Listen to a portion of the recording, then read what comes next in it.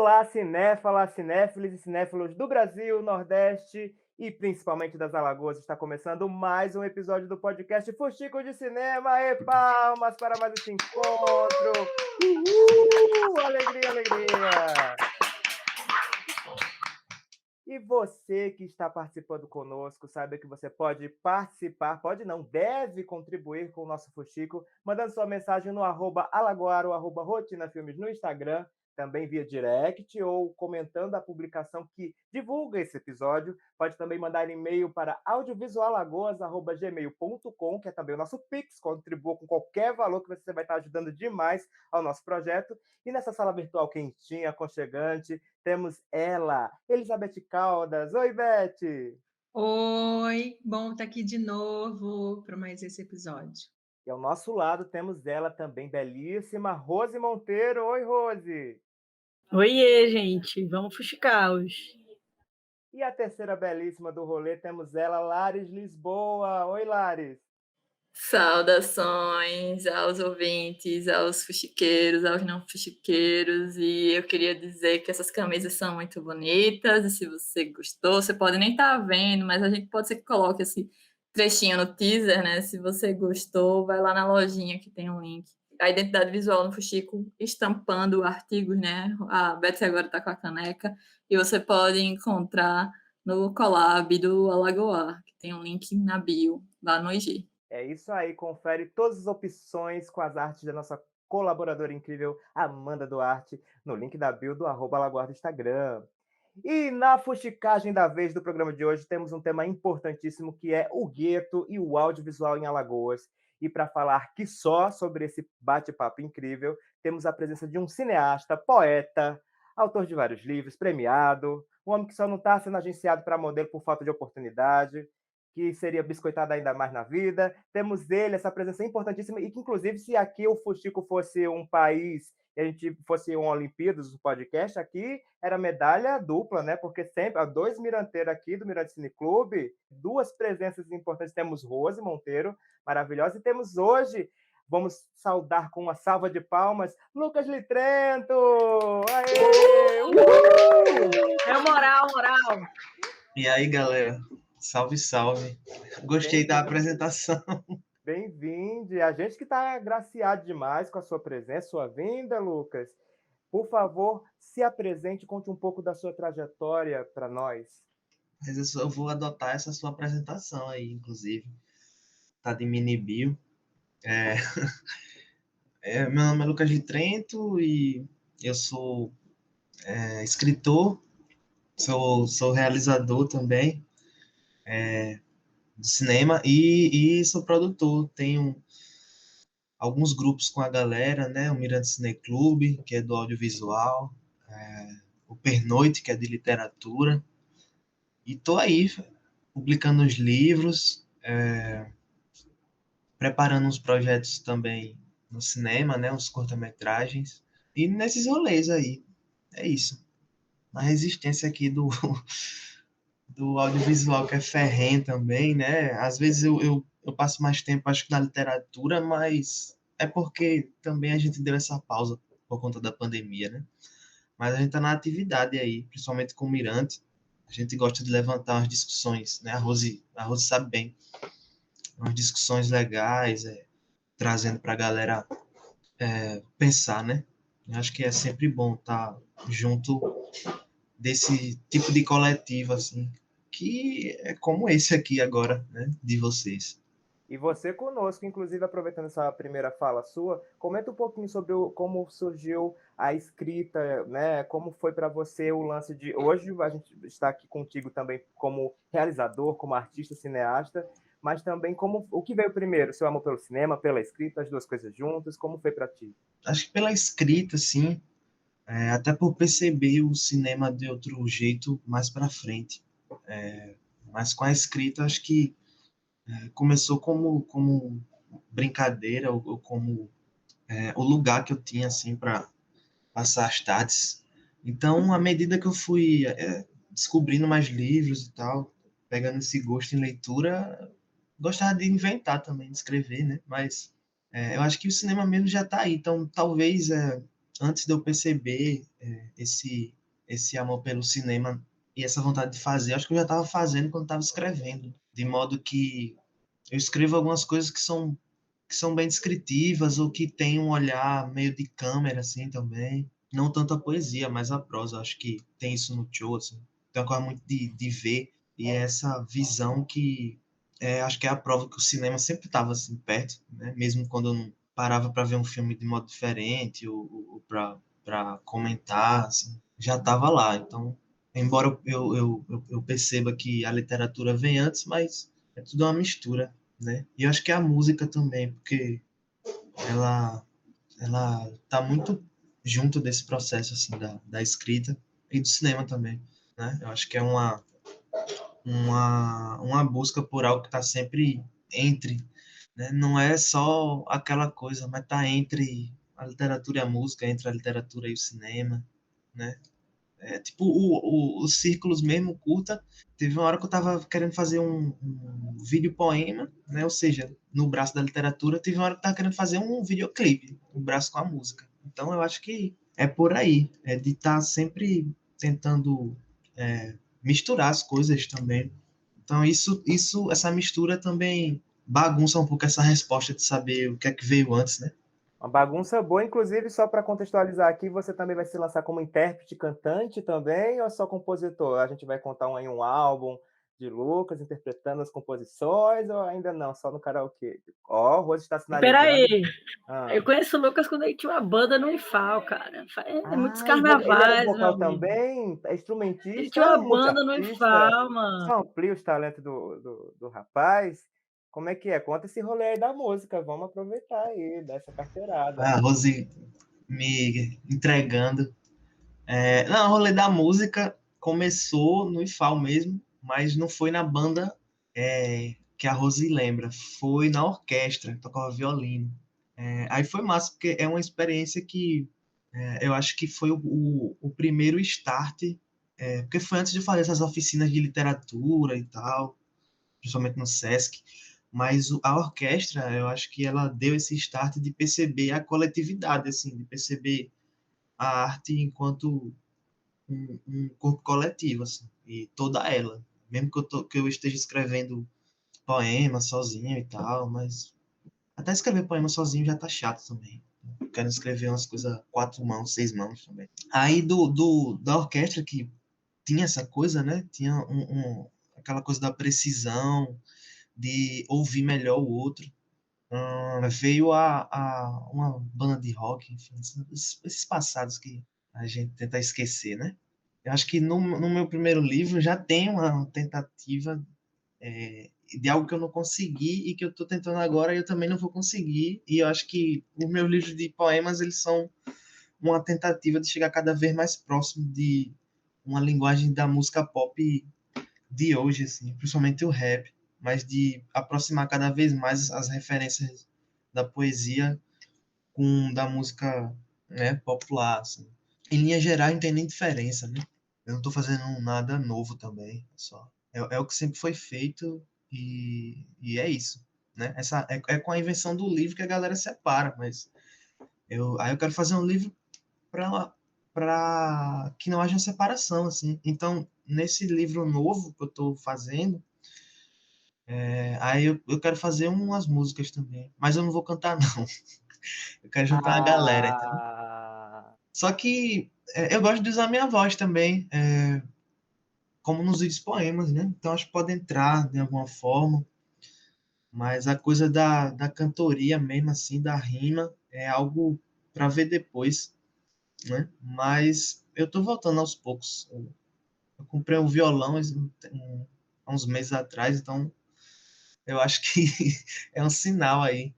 Mas eu era mais próximo, assim, de estar tocando mesmo, esse tipo de coisa. Só que eu acho que mesmo assim não parou, porque às vezes eu tô escrevendo um poema e corto um pedaço de uma música, faço um beatzinho, tiro o vocal, aí fico ouvindo aquele loop só para terminar aquele texto. E sempre gosto de fazer playlists, né?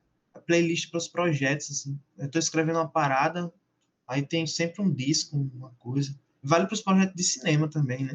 O próprio Samuel, o nosso curta, meu e do Janderson. A Rose também tá. E que a gente parou por causa da pandemia, mas é só música, né? Então, é muita música ali. Então, ela é um motor mesmo, né? Acho que tudo que eu tô fazendo, assim.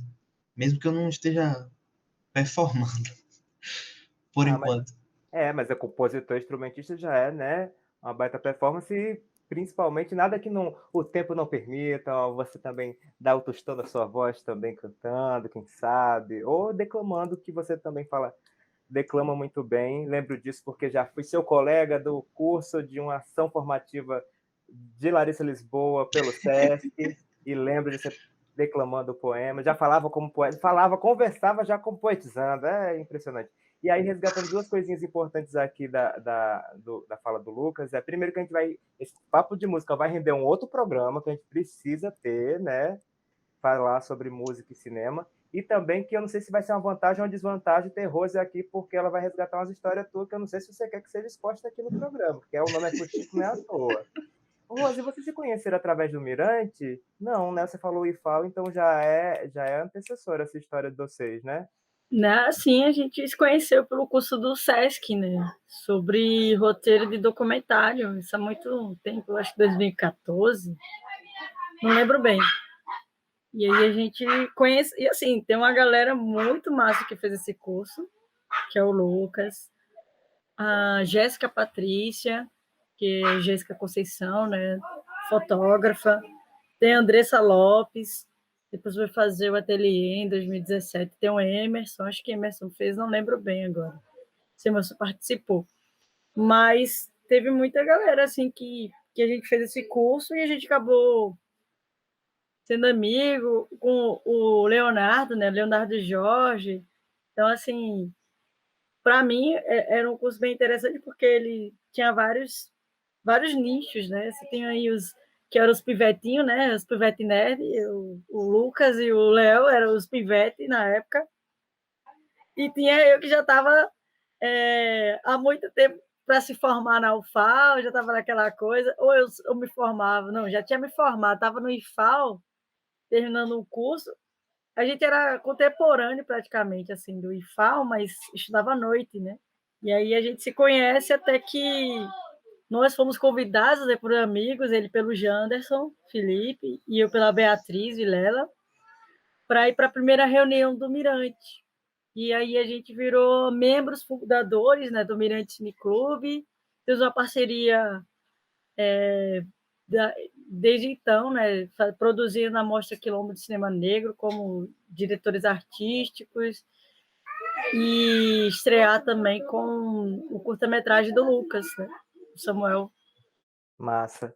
E aí, Larissa, você é auditora desses causos todos relacionados com o Ateliê Sesc de Cinema. O que você tem a dizer a esses encontros produzidos por essas ações formativas? Cara, eu tenho aí um desejo, né? O Lucas estava aí falando de livro, né? Eu tenho um desejo muito grande de desaguar memórias sobre isso e de ver pessoas desaguarem também memórias sobre isso, né? Que eu acho que não é só um desejo de ver a minha narrativa, né? Mas é também desses encontros serem reverberados, e eles ficam, reverberam nas pessoas que fizeram parte, né? Quando elas param para lembrar, mas irem além das nossas memórias, né? A proposta de cursos gratuitos, né, realizado pelo SESC ou qualquer outra instituição aqui em Alagoas, e independente de Alagoas também, né, no Brasil, ela possibilita a democratização do acesso e que ele seja heterogêneo, que ele não fique na homogeneidade, que ele não seja só acessado por pessoas brancas, né, por uma hegemonia, por uma maioria, né? Então, assim, a gente não chegou a trabalhar declaradamente nessa política cultural, né? Embora o SESC tenha uma política cultural que foi construída, mas não havia uma determinação com relação a cotas, nem com relação a atender públicos, né? Mas havia, sim, por trás, né, não declarado, essa preocupação, né? E felizmente, independente do trabalho também, de alguma forma, a mensagem chegava, apesar também das dificuldades de divulgação. Né? Em específico, esse curso que a Rose apontou de 2014, eu fui procurar o SENAC, justamente pela compreensão de que o Senac já era visto como um espaço de cursos, e o Senac Poço, especificamente, né, que tem várias ofertas de cursos. E aí, naquele ano específico, a gente conseguiu fazer uma parceria, que infelizmente não foi adiante, mas para oferecer o curso de documentário lá aos sábados, porque era também uma necessidade de ter uma sala, né? Que ainda é uma dificuldade. Apesar do SESC fazer um trabalho até o início da pandemia muito importante em ações formativas, a gente não tinha espaços e não tem ainda espaços de formação, né? Os espaços acabam sendo adaptados, utilizar auditórios, utilizar teatro, utilizar salas que teriam outra função, como, por exemplo, também sala de leitura, né, que é onde é realizado, por exemplo, o laboratório de escrita, né, que o Lucas mencionou. Então, assim, a luta é diária, ou era diária, né, até a pandemia. E, ao mesmo tempo, perceber que trazia frutos, né, era um plantar sementes, né, independente dos frutos também. E eu acho que é isso também que nos guia aqui para esse encontro de hoje, né? Que é para falar justamente de democratização, que é para falar justamente de não restringir o gueto a algo que seja estigmatizado, né? Algo que seja apenas narrado pela narrativa branca, né? Aproveitando esse gancho da Laris, ô Lucas, como chegou para você a informação dessas oficinas? Como foi essa caminhada para você participar de ações formativas relacionadas a cinema? Eu acho que no próprio IFAL, né? Porque antes do IFAL eu estudei sempre aqui no bairro, então eu saía poucas vezes, né? Então era meio que nesse universo aqui do Benito Bentes. Eram poucas assim referências para esse tipo de atividade, literatura também. Eu que ia atrás das coisas, mas quando fui para o IFAL, assim, e em relação à escola que eu estudava, né, tipo outro mundo assim. Então tinha gente de todo lugar, até de município do interior, né? Chegava aquele bando de ônibus lá com a galera de longe, era engraçado, assim. Até os professores também, os servidores, né? Então só a gente lembrar o Ari Denison, né? Professor do IFAL, o Ari Denison, né? Tem o Richard, que é servidor de lá. Então tem uma série de pessoas, não apenas os alunos, né? O próprio Newton, eu conheci o Newton lá no IFAL e ele elogiando um texto que eu escrevi, que eu ganhei o Versiprosa lá, que era a feira de literatura que tinha. E eu lembro de estar eu lembro de uma imagem específica, assim, do Newton conversando comigo sobre isso, assim, dando parabéns ao meu texto. Foi na sala dos professores lá de português. Da Colic, lembrei agora, acho que era isso não. Então tinha essa galera, assim. Aí nessa galera mesmo que tem curso lá do Sesc e tal, aí tem esse aqui do Senac, não sei o quê. Né? E como já estava ali nas redondezas também, até fisicamente perto, né? Aí era mais tranquilo, né? Para ir atrás da informação, para se inscrever. E foi nessa. Assim. Acho que eu fiz muito mais de literatura do que de cinema, mas os cursos de cinema sempre foram muito bons, assim. Desde esse primeiro que a Rose falou, esse documentário, até o último que eu fiz, que na verdade foi o BR Lab, né? Embora na pandemia dá uma canseira de fazer curso online, né? Eu fiquei com uma canseira muito grande, assim. Mas é sempre massa por estar conhecendo gente nova, para a galera estar opinando sobre o seu projeto, sobre a sua ideia, assim, joga uma luz, que é algo que eu sempre falo, na verdade, quando me perguntam esse tipo de coisa, assim, de trajetória, assim, a curta trajetória, eu sempre jogo essa tecla, assim, bato nessa tecla da coletividade e desses cursos, assim, porque muita gente, como eu, assim, que vem de periferias, de bairros mais pobres, então vê essas oportunidades e agarram, assim, né? E até outras pessoas também de classe média e tal, porque às vezes não é nem só ter a coisa em mãos, mas é estar naquele encontro, assim, né? Porque às vezes, eu tenho eu posso pagar curso tal, curso Y, mas às vezes determinados espaços não tem aquela energia assim de um espaço que é o mais democrático possível, assim, que é o curso gratuito e você vê gente de vários lugares assim, e você parece que consegue conhecer mais até a cidade e o lugar. Então, eu acho que é melhor para todo mundo, assim, não só para alguém que é da periferia e tal, mas eu acho que gera o encontro, assim, e é o encontro que faz as coisas girarem, né? Não é só ter ali à disposição o, o aparelho, assim, mas é porque são as pessoas, né? No fim das contas são as pessoas, não é tanto o material.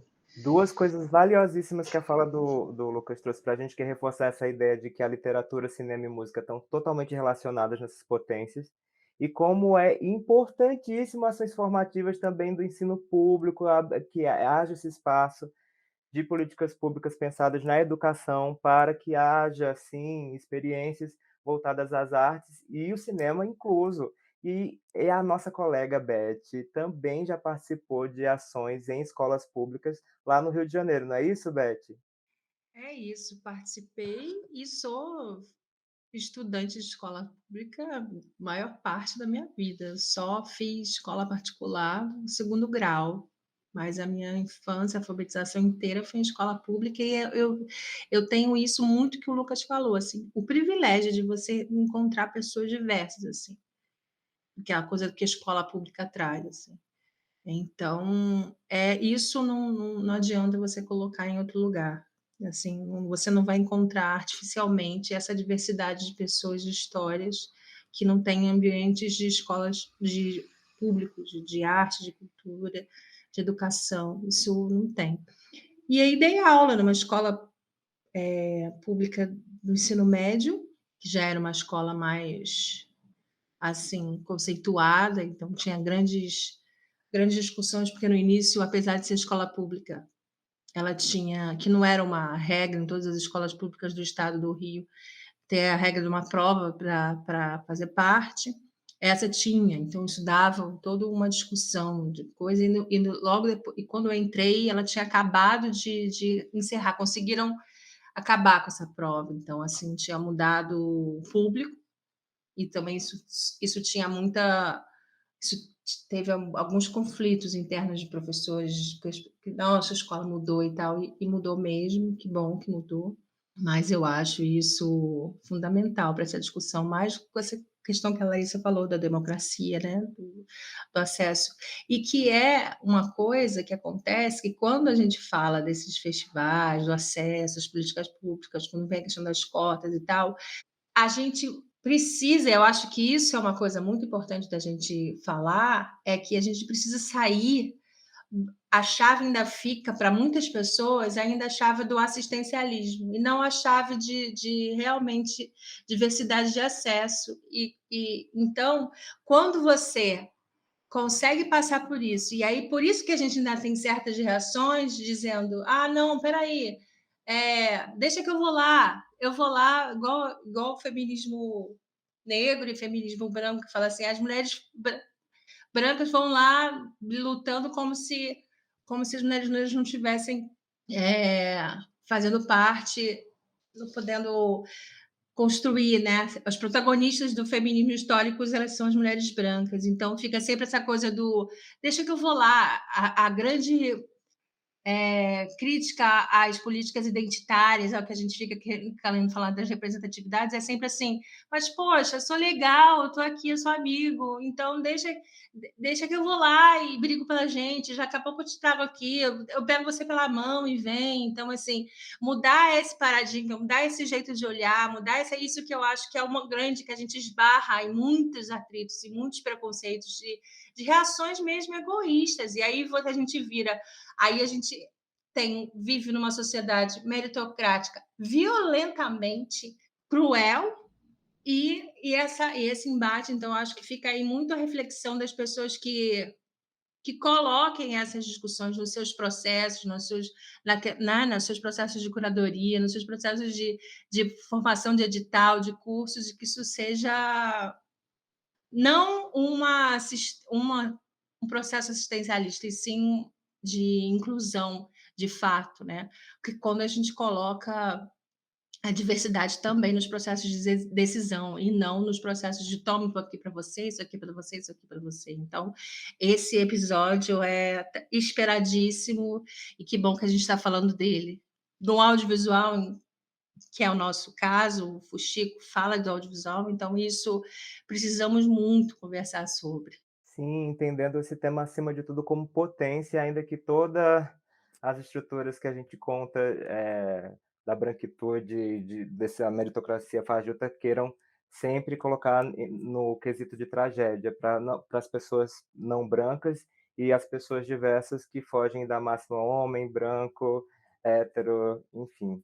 E falando em branquitude, as bizarrices da branquitude, eu tenho que resgatar um caos da história do audiovisual alagoano, que foi no longínquo ano de 2019, quando ainda não existia pandemia, só existia o vírus do fascismo tomando conta do poder público, e a gente ali na luta. E aí saiu o resultado de um edital aqui em Alagoas, da Fundação Municipal de Ação Cultural, aqui da Prefeitura de Maceió, e houve uma reação de um homem branco aí, que não vale a pena ser nomeado, que teve um espaço num programa de televisão local aqui da nossa região e que reclamou. Ele teve 1 hora, basicamente, para desmerecer a escolha dos filmes contemplados com recurso. Curioso que ele estava com um projeto concorrendo e não foi escolhido, isso deve ser uma baita coincidência, né? E que ele até categorizou isso como crime, reclamando que existe um gueto estético. Houve uma busca da banca que fez a escolha dos projetos por um gueto estético. E é isso, essa infelicidade.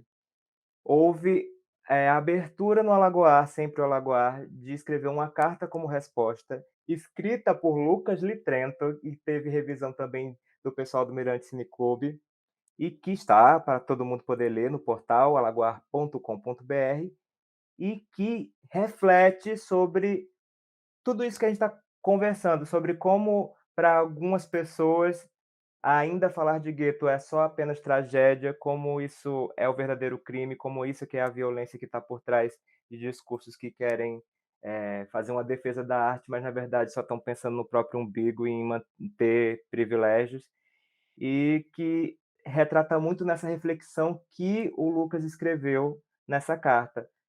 Você pode comentar um pouquinho como foi esse caos todo, Lucas? Como foi para você o convite de escrever a carta? Se foi uma iniciativa tua? Como foi esse rolê? Os bastidores, foi chique conosco. Vamos para as fofocas. Primeiro foi engraçado, assim, porque, na verdade, a gente estava num momento de confraternização geral, assim, né? Todo mundo alegre com as aprovações. Eu fiquei muito surpreso, assim, com as aprovações, e eu fui aprovado com os meus 2 projetos, né? Acho que eu e Glauber, não lembro se teve mais alguém que também foi. E eram 2 projetos, né, que estavam ali dentro dessa. Na verdade, não apenas os 2 projetos, mas acho que o que eu tenho lançado, né, desde o primeiro livro, tá dentro dessa mesma proposta, assim, né, de comentar sobre o meu cotidiano, e dentro desses comentários, dentro dessa vivência, né, tá essa questão da tensão de classe, de atenção racial. Então não há como fugir. Ter esses projetos aprovados e com notas altas, e que, independente de cota A, cota B, já seriam notas boas, foi massa, assim. Eu lembro da gente saindo para comemorar, conversando sobre os projetos. A gente foi atrás até de um dos jurados para saber a fala aí sobre o projeto. Pô, massa, gostei que só, não sei o quê. Então tava naquela, assim, né? Um sentimento de alegria, assim, para o próximo ano. Não apenas pelos filmes, mas os cineclubes, todos os projetos, né? Então, aquele dia foi louco, porque na verdade eu não queria ir na cerimônia. Eu tava meio desanimado, não tava confiando muito, assim. E terminou que o meu nome tava em um monte de projetos, assim. mas tinha uns 6, 7 projetos que eu tava no meio, assim, e foi muito legal. E projetos que, né, alguns, agora eu não me recordo se todos foram concluídos, não, eu acho que não. Mas teve a pandemia, a gente teve que parar, mas projetos que, né, renderam e estão rendendo muita coisa boa.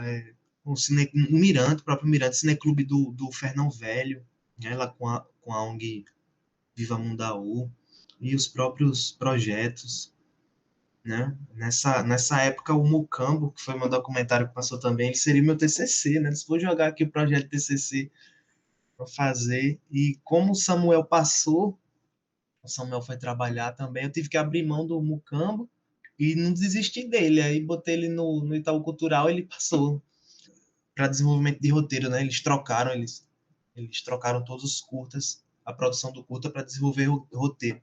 Isso foi até melhor também, porque é muito tempo e a pandemia está fazendo com que nós, realizadores de curtas-metragens, que a gente passe por experiência de realizador de longa, assim, porque a gente vai produzir material que ele já está todo diferente, que é o que geralmente acontece com longa, né? Pelo tempo e tal, para captar. E a gente tá nessa, né? Os projetos vão mudando, então eu até gostei.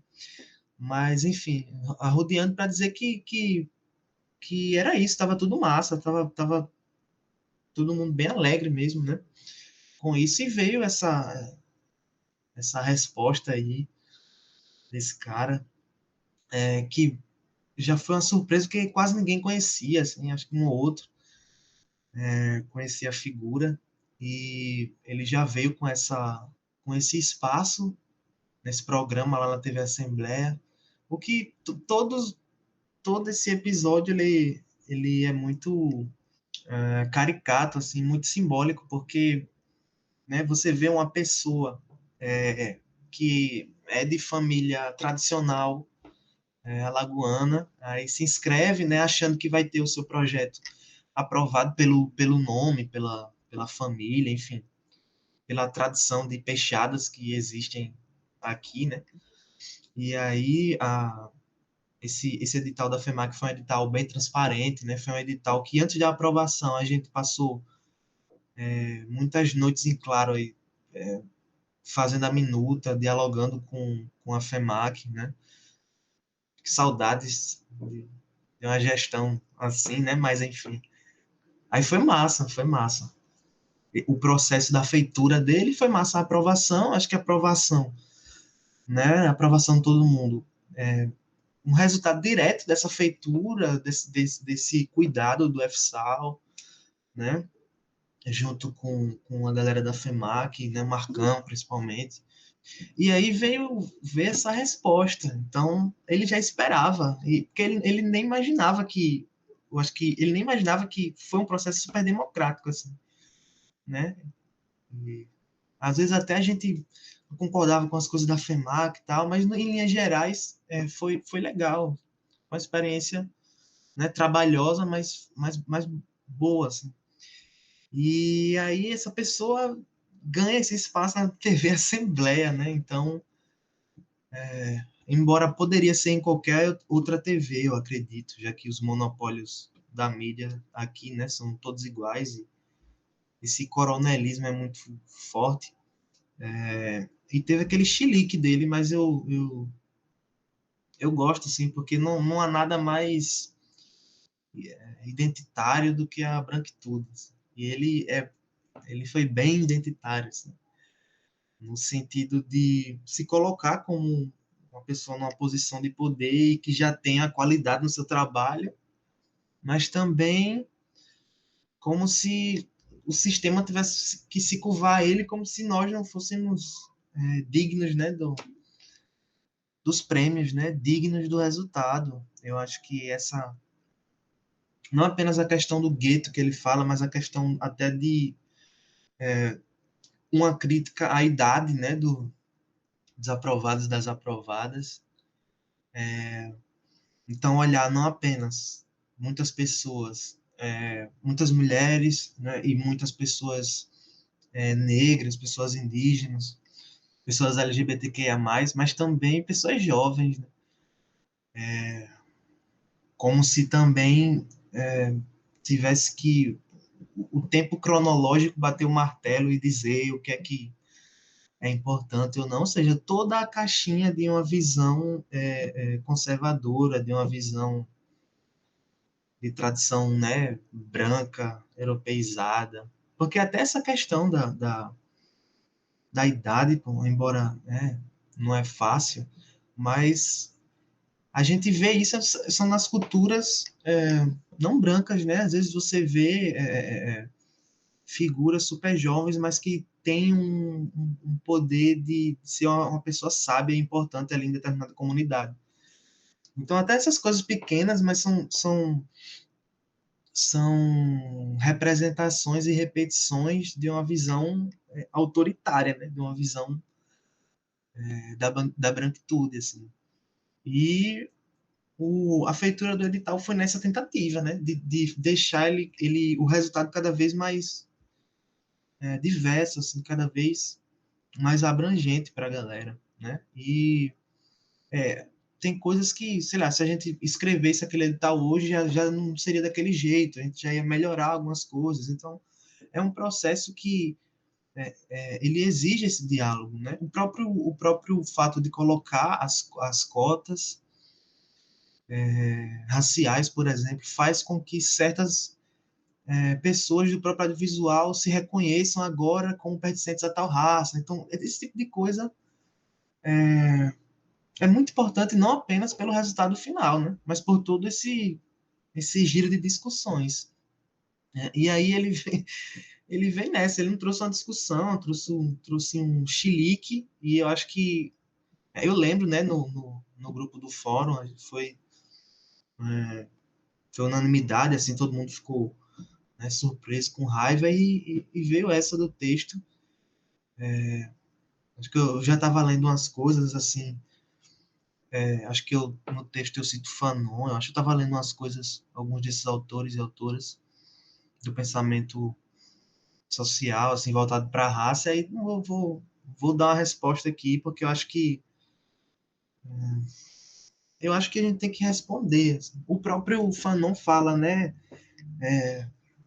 Faz-me um homem que sempre questiona, né? E eu acho que se nós somos pessoas que estão sempre nesse processo de questionamento, é assim que a gente faz com que as coisas se movimentem, né?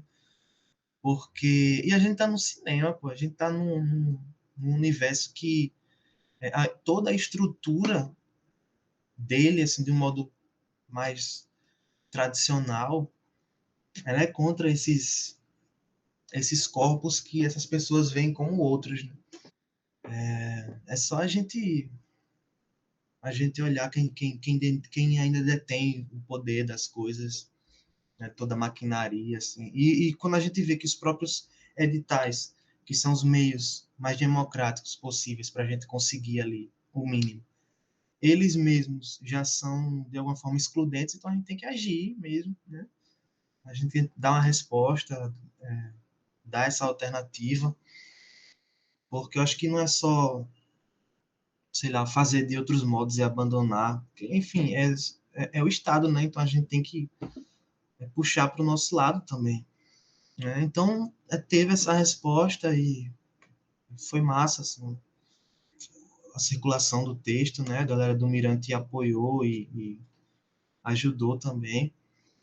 E eu acho que, na verdade, é o tipo de coisa que tem que acontecer mais vezes, assim, e que né, eu vejo isso acontecendo nesses ambientes que muitas vezes se tensionam, assim, mas processo de curadoria, processo de mesa, né? A própria existência da Mostra Quilombo, por exemplo, né? A Rosa sabe muito bem, que agora é Mostra Quilombo Cinema Negro Indígena, né?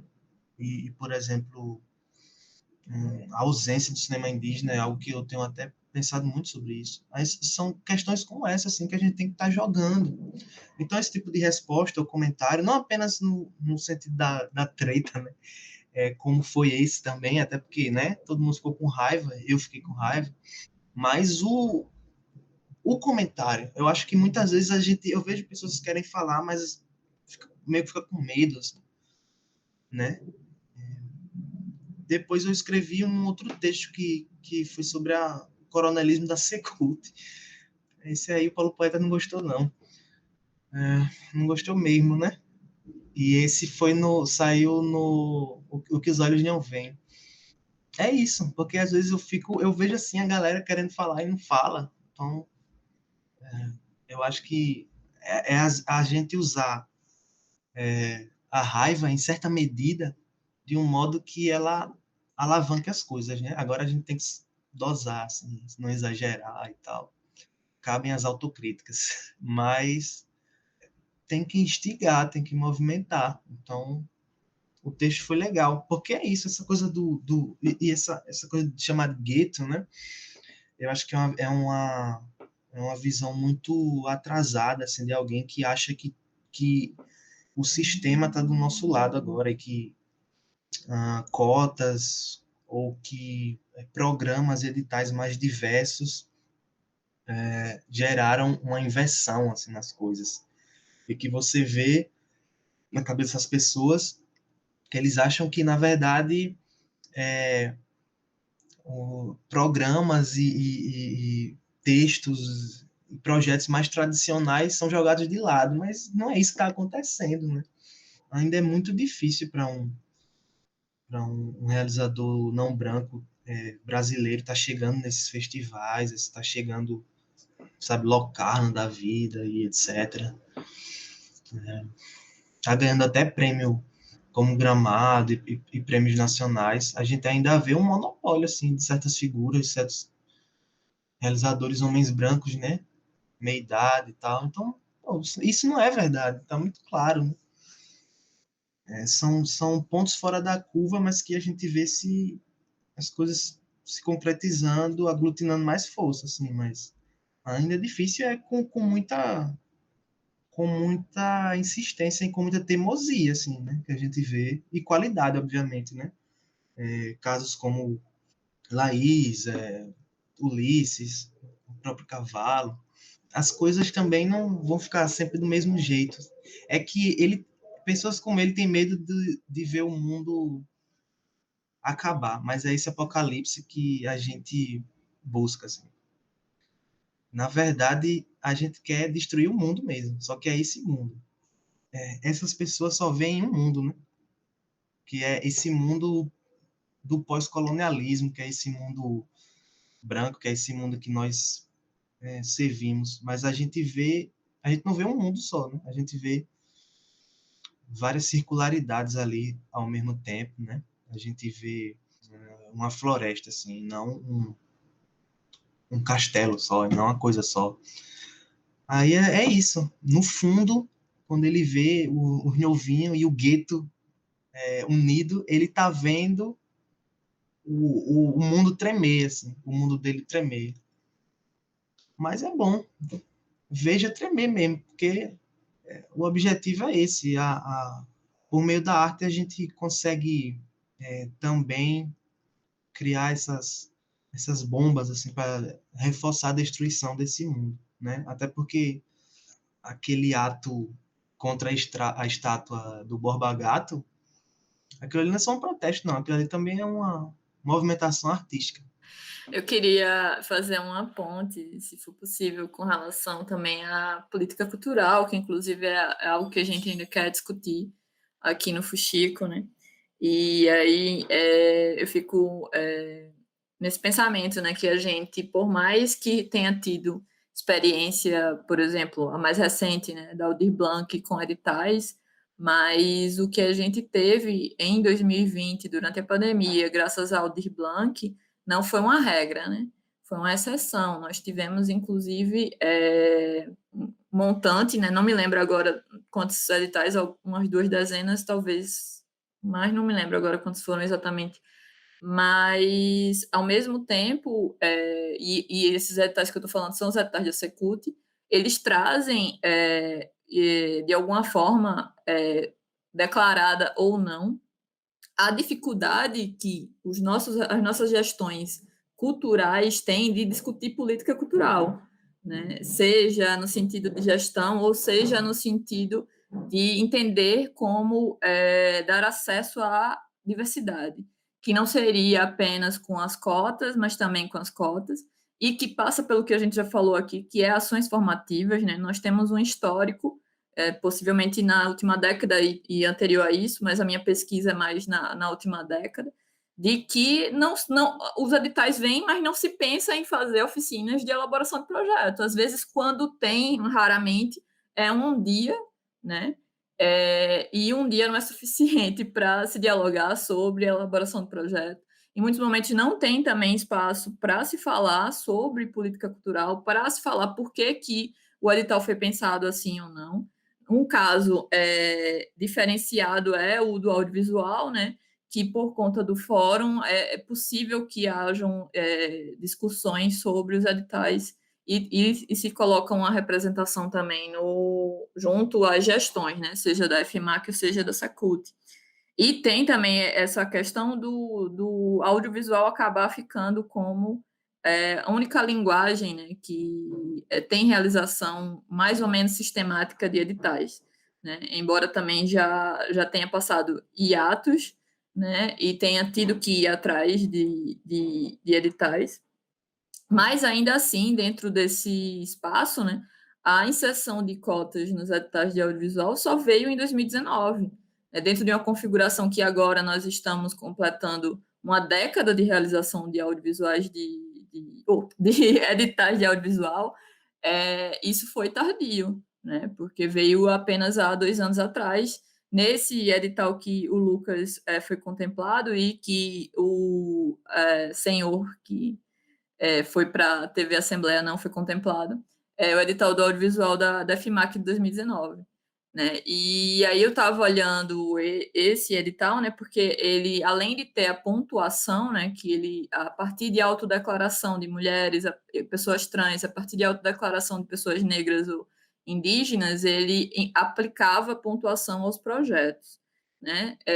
No caso específica por isso, né? E no sentido, assim, que parece às vezes até difícil de compreender, mas dando um depoimento de alguém que já atuou como parecerista, né? Eu fui parecerista da Fundarp, que tem uma política cultural, não só que é a Fundação de Cultura de Pernambuco, que tem uma política cultural não só de cotas e de pontuação e de pautar a diversidade, mas também através das representações de Pernambuco, né, que é a ABD de lá e a Associação de Cineclubes de lá, eles puxam esses diálogos e exigem, né, que a diversidade seja pautada. E lá, inclusive, tem uma questão de ter oficinas, o que impacta efetivamente na descentralização e que possibilita que o edital seja para as micro-regiões de Pernambuco.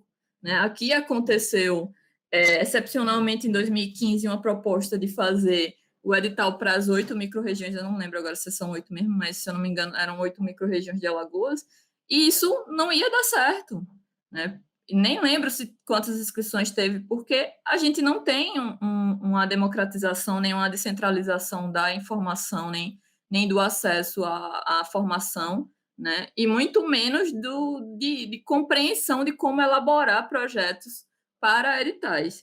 Né? Então, quando a gente fala assim, desse modelo e da importância de aplicação, né? do modelo de discutir, de pensar em formação e de pensar em incentivo, também é importante falar da presença das cotas, né? E do quanto foi destoante a forma como foi aplicada as cotas no prêmio Elinaldo Barros, né? Que não aplicava pontuação, que indicava uma quantidade específica de projetos seriam contemplados do interior, que, na minha opinião pessoal, a maioria dos projetos, visto que era uma proposta para o Estado, deveria ser do interior, não oposto, né? Uma vez que também, além de ter o edital de audiovisual específico pela Lei Aldir Blanc, a gente também teve algumas premiações específicas da Fundação Municipal de Cultura, né, que eram só para Maceió.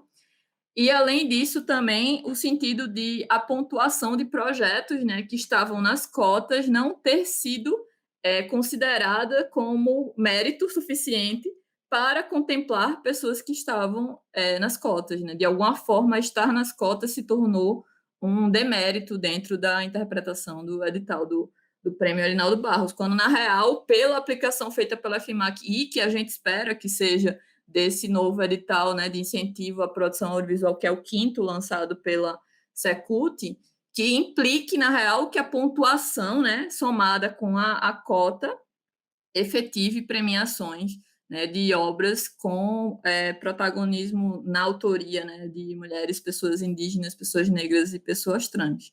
Né? E essa questão da pontuação é isso, é que, tipo, pelo mérito, as pessoas brancas, como têm mais acesso, elas têm mais também possibilidades de ter pontuação pelo seu currículo, né? E aí como é que a gente iguala currículo, né? Sejam de pessoas jovens ou de pessoas que já atuam há muito tempo, de pessoas que têm mais acesso, com a qualidade do projeto, né? Quando você está como parecerista, se você não tem essa orientação de que você vai dar uma pontuação específica para as minorias, porque esse é o perfil que o edital entende como que necessita de reparação, né, e que precisa de um olhar atencioso para entender que esses projetos podem concorrer de pau a pau, a gente não vai ter essa interpretação. Né? A gente vai se guiar pelo mérito. E o mérito vai trazer diversidade? Não, o mérito não garante diversidade. Porque nem mérito é de verdade, né? A verdade, na realidade, essa criatura aí que teve todo esse AUE e fez esse AUE por ter recebido o não, ela foi, na verdade, contemplada pelo não que ela recebeu e precisava ter recebido há um tempinho já, que era a melhor coisa que ele podia receber, esse bendito não. E queria muito ouvir a Rose, que essa carta ela foi assinada também junto com... Teve revisão do Mirante Cine Clube, como foi naquele momento esse processo da carta, da repercussão dessa fala, da celebração, como evidenciou o Lucas, para essa resposta que o Alagoar deu espaço. Eu acho que reverberou, né, na verdade, todo o processo de trabalho, né, que a gente vinha fazendo desde 2017, né, pelo Mirante. Quando a gente participou do edital, o Lucas, extremamente necessário, capricorniano, organizado, e aí a gente, né, propôs algumas coisas para o Almirante, né? O Almirante hoje faz eventos, né? Porque ganhou o edital de 2019 para cineclubes, que foi uma coisa que a gente lutou, né, enquanto fórum, né, setorial, para que esses editais olhassem para os cineclubes, porque a gente vê ele como uma base, né, para muitos segmentos, né, para pensar ter essa ideia de crítica sobre o cinema, a ideia sobre conhecer a diversidade, né, no próprio fazer, tanto estético quanto identitário. E quando a gente recebeu assim esse programa, né, eu nem consegui assistir o programa todo, assim. Acho que, como o Lucas falou, né, uma coisa foi muito caricata, mas a gente sentiu que precisava de uma resposta, porque acho que as pessoas não têm que falar o que quer, também pode ouvir o que não quer, né? Acho que esse é muito desse sentido. E o Mirante fez essa... Lucas tem autoria, a gente ajudou como pôde, né? E porque o Mirante também tem esse processo que é um cineclube, é uma questão política, fazer cinema é político. Se Lucas fizesse essa carta e não tivesse o aval do próprio cineclube que ele participa, não tem nem lógica, né? Eu acho que... porque não é uma luta que é só dele, né? Ele está representando sua autoria, mas ele está falando em nome da gente, de todos nós, porque todo mundo não se enquadrava como jovem, mas muitos como periféricos, como minorias e etc. E acho que faz parte, né? Eu vou ler aqui o trecho final da carta que o Lucas escreveu. Por fim, mando uma mensagem para o governo do Estado, que eles corrijam as distorções. Sabe o que é distorção? Síndrome de grandeza, racismo, a tentativa de versão de opressão. Pois na cabeça dessa gente, nós, das minorias, somos antidemocráticos. E que mundo vive?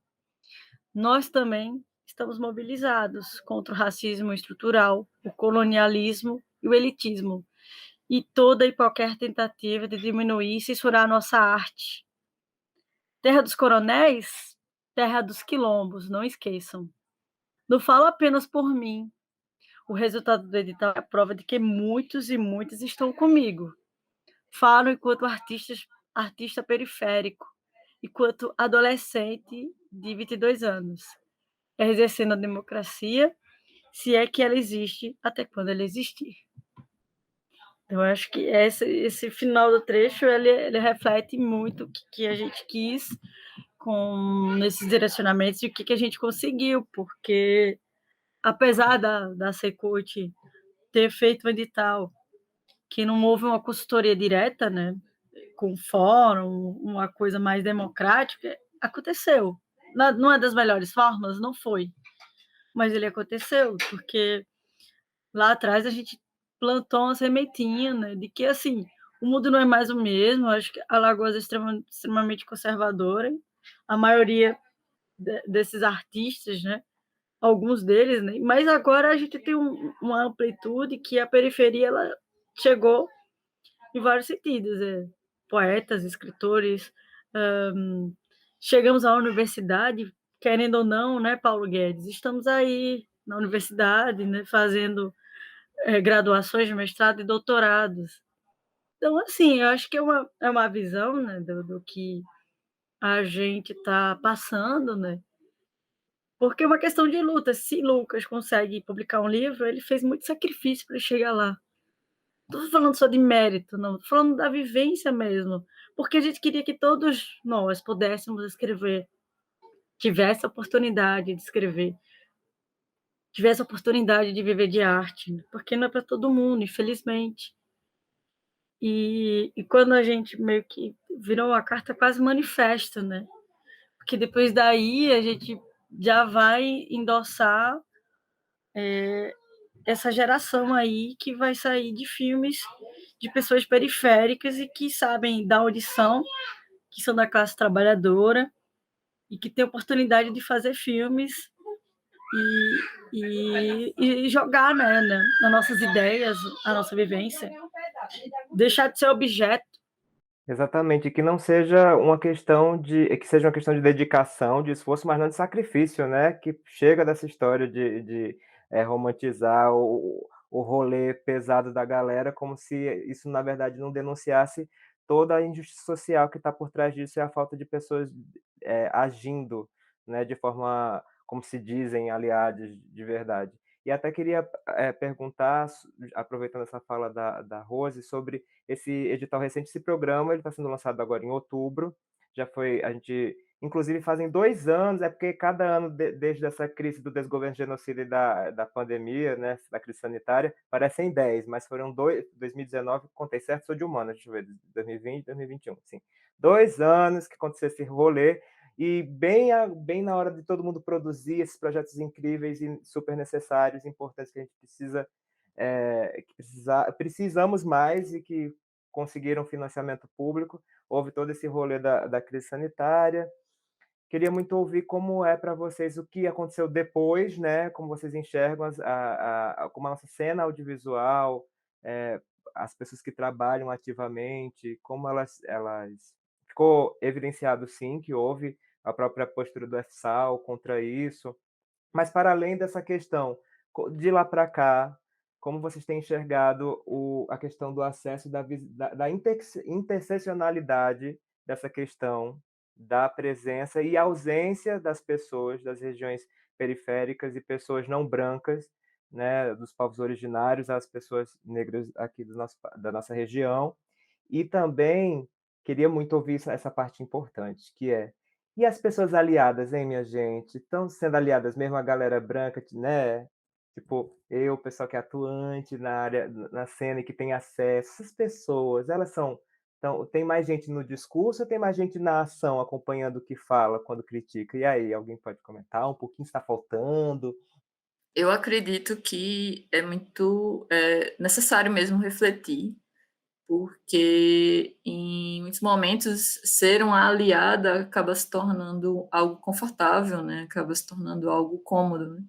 principalmente no sentido de se você não tem uma autocrítica, né? Se você não reflete, assim, porque você vai estar naquela posição de eu tenho um argumento, né? Eu tenho como me isentar, eu sou aliada, eu sou uma pessoa branca, mas eu não sou racista, né? E definitivamente, para mim, foi essencial acompanhar da forma que eu pude no ano passado discussões sobre ser racista, sobre racismo, sobre a presença e ausência, né, da diversidade, e ainda a predominância de pessoas brancas, a branquitude, né? Então, eu me abri para um aprendizado que eu não tinha me aberto ainda sobre ser aliada, né? Que é justamente como transformar a minha angústia, né? E a minha crise de impostora, porque a minha intenção, de forma alguma, é falar pelo que não é a minha vivência, né? Não quero ocupar o lugar de fala dos outros e como proporcionar lugares de fala que eu possa proporcionar, né? Porque às vezes a gente também se resigna, né, de que a gente não pode proporcionar lugar de fala ou que a gente tem que aproveitar tal convite ou oportunidade, porque se a gente não aproveitar, a gente vai estar se queimando. Só que se a gente tem a compreensão de que existe, a gente se negar significa dar oportunidade para outras pessoas, e principalmente dar oportunidade para pessoas diversas, eu acredito que esse também é um posicionamento político. Assim como a gente se propor a estar abrindo diálogos, né, e não estar no foco dos diálogos, né, também é um aprendizado muito importante como aliado e como posicionamento político, né? E eu me angustio muito com as ausências, eu me angustio muito em como colaborar para que cada vez mais a gente possa ver mais pessoas que não tiveram oportunidades ainda, né? Eu sei que agora na pandemia é mega difícil, né? Porque em muitos casos as oportunidades só chegam no presencial, né? Mas eu sigo aqui tentando, né, focar em me resguardar, mas ao mesmo tempo em não me isentar, né? E na possibilidade que eu tiver em possibilitar diálogos e provocar, né, quando eu puder também reflexões e não ficar no silenciamento, que a coisa também é essa, né? Se silenciar é cômodo e é conivência, né? É importante posicionamento, é importante falar e é importante ouvir. Normalmente acontece, a dinâmica é essa, assim, esse caso dessa entrevista, ela é muito ilustrativa, porque ele estava muito ressentido, era uma coisa assim, muito arrasado, porque o projeto que ele achou maravilhoso, que todo projeto tem seu valor, claro, mas ele estava como se fosse uma coisa pessoal, assim, era um ressentimento doído, ele não estava discutindo sociedade e tal. Ele estava muito chateado porque o dele não foi escolhido e o outro foi. Então, o que é um pouco que acontece quando a gente faz alguma crítica com relação à sociedade, assim, tipo, quando a gente fala de machismo, quando a gente fala de homens, aí vem sempre alguém, mas o meu marido não é assim, mas o meu irmão é legal. Como normalmente acontece com a branquitude, que eles personificam as coisas sem conseguir ter esse distanciamento de sociedade, mas que ao contrário, quando acontece com a população negra, é o contrário.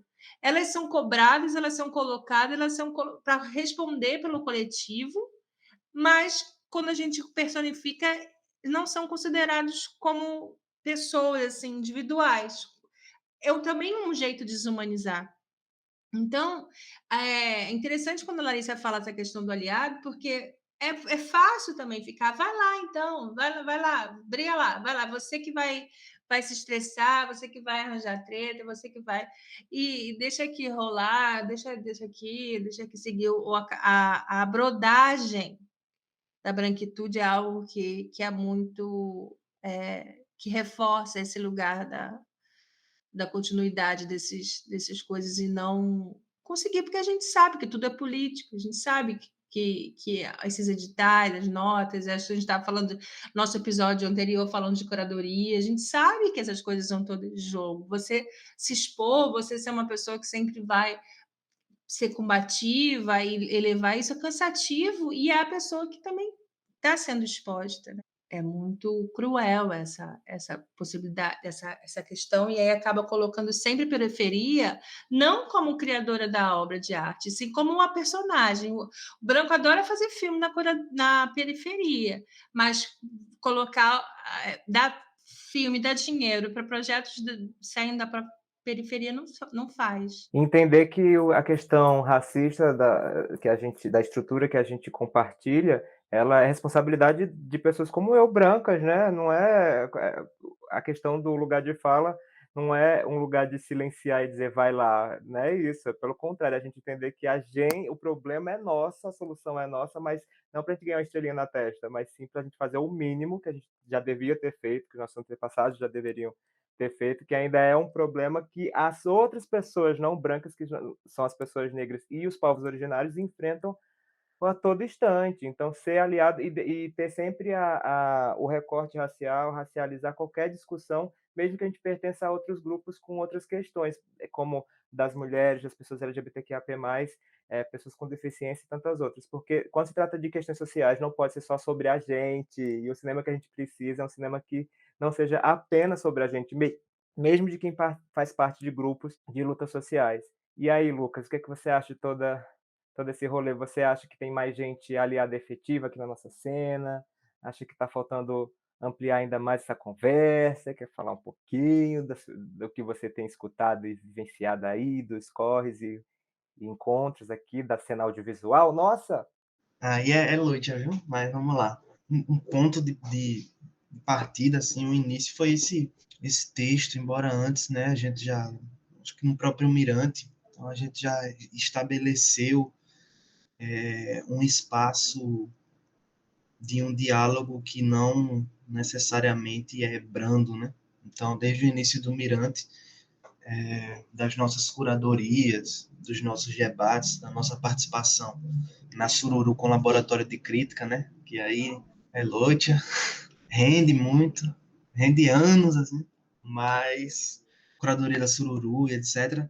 Mas todos esses episódios, esses posicionamentos, meio que já criaram uma imagem, assim, do grupo, assim. Mas quando eu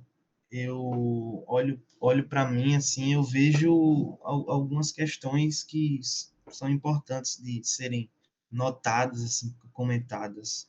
É importante a gente não cair nas malícias de quando a esmola é demais, assim, de não cair até na armadilhas de usar mal a questão do lugar de fala, por exemplo, né?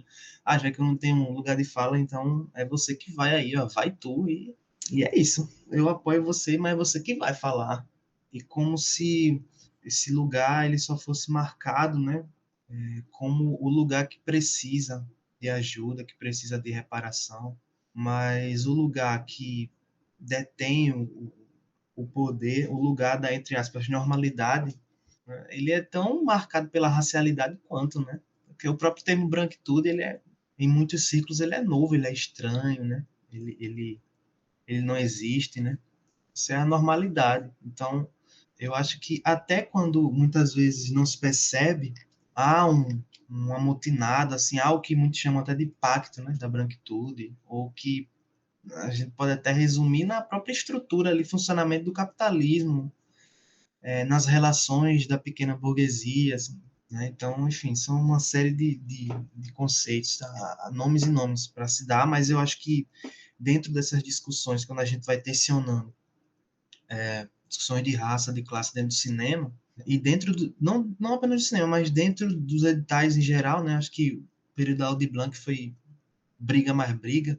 Acho que esses momentos ficam claros, assim, quando a gente vê pessoas que estão dispostas a somar, pessoas que querem que as coisas, né, mudem, que a participação seja cada vez mais democrática, e pessoas que, na verdade, têm um receio de não perder o seu. Assim. E por mais que é uma contradição, porque eu também não vou vilanizar totalmente, assim, eu não vou botar o A e o B assim, em lados opostos, mas de pessoas que até estão junto, né, e querem o fim de certos monopólios, mas ao mesmo tempo não querem perder o seu. E aí, por não querer perder o seu, não dão todo o gás assim, necessário, né, que a gente precisa, ou critica quando alguém faz isso. Pode até parecer não, é contraditório, mas existe ao mesmo tempo pessoas que querem que cotas sejam instituídas de modo mais democrático, que os resultados sejam mais plurais em relação até a geografia do Estado, mas ao mesmo tempo são pessoas que almejaria com toda certeza ser um Paulo Poeta 2, né? Ter um carguinho ali comissionado, que é um dos grandes problemas, que é a manutenção desse sistema de cargo comissionado. Porque aí sempre vai ter uma pessoa que é muito articulada, é uma pessoa importante para todo mundo, mas que vai chegar um momento que ela fica balançada ali e ocorre uma sedução por causa desses micropoderes, e essa pessoa meio que se abranda mais. E eu falo assim, em linhas gerais, mas eu percebo comportamentos, vez ou outra, assim, que se assemelham a isso, né?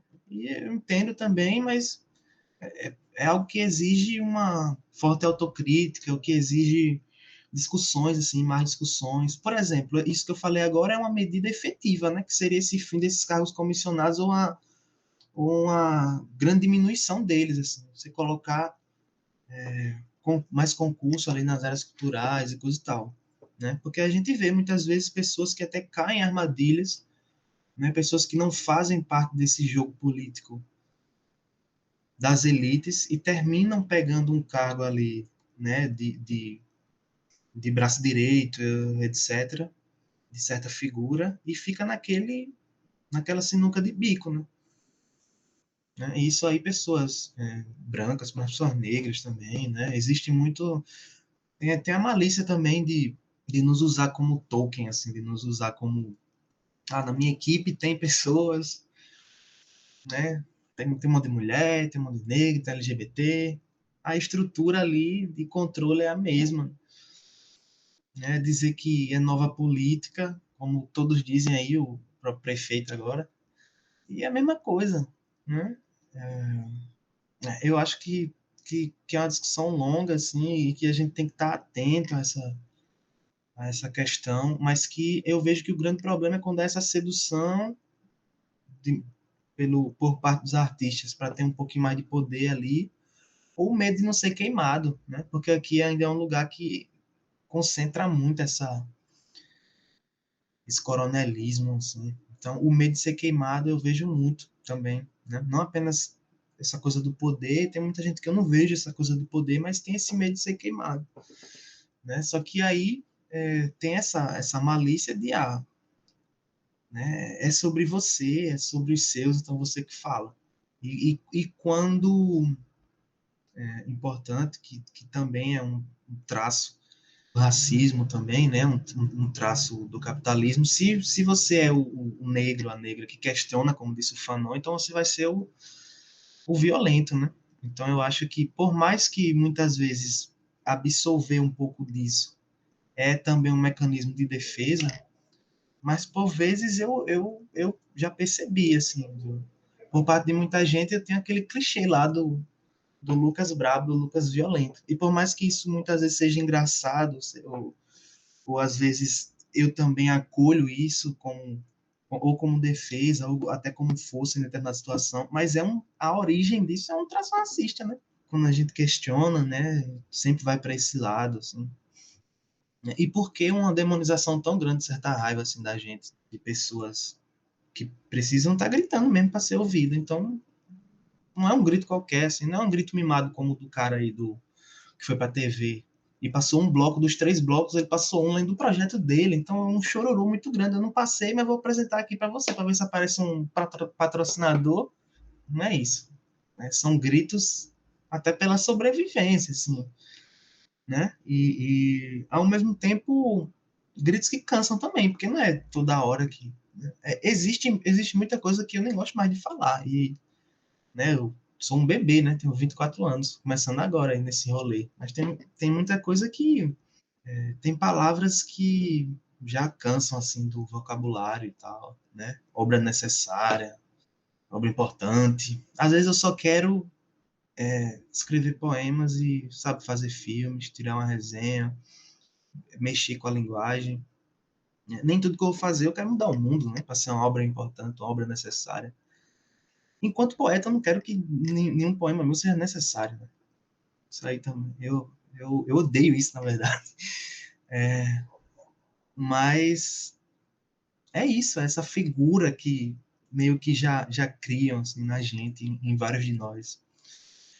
Então, isso que é um traço identitarista, sim, só que é da branquitude, toda a burguesia. Aí joga isso na gente, você já é isso, né? E pronto. E vai sempre reproduzir isso, vai sempre se repetir.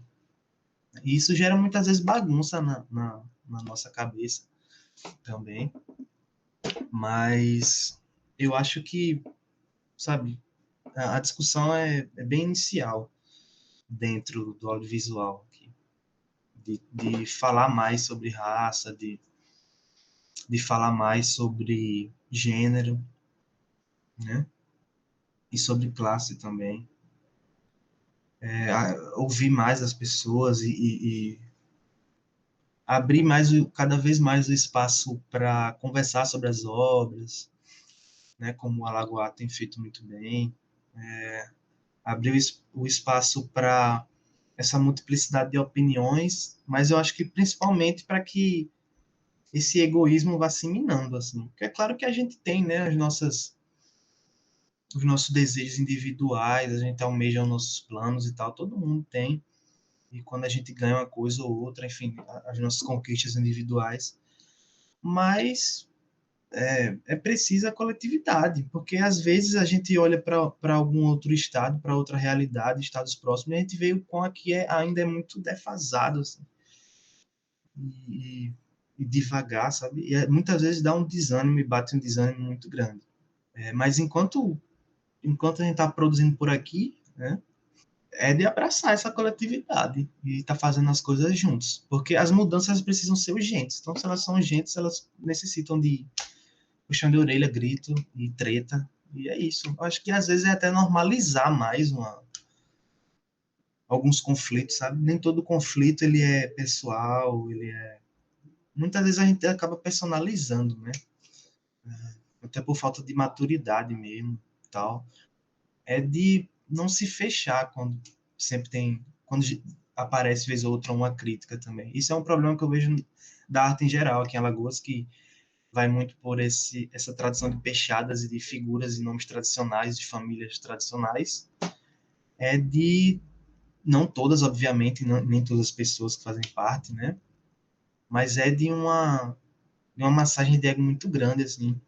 A crítica, e não apenas a crítica à obra, eu falo, mas a crítica a um edital que foi feito, a crítica à gestão né, da FEMAC, da Secult, da vida, né? A crítica a decisões do SESC, a crítica ao próprio grupo do FSAL, crítica a grupos de outros fóruns e tal, né? A participação coletiva.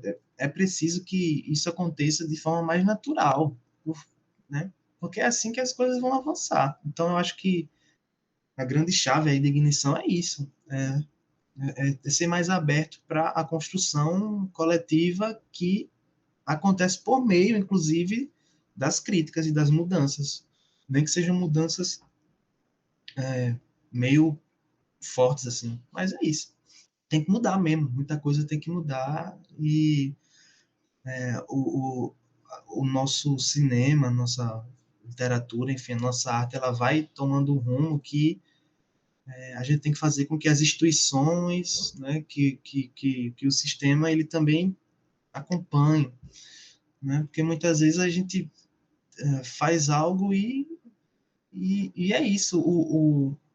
A coisa meio que vai para um caminho longe e aqui ela não é nem conhecida, e aqui ela nem é valorizada.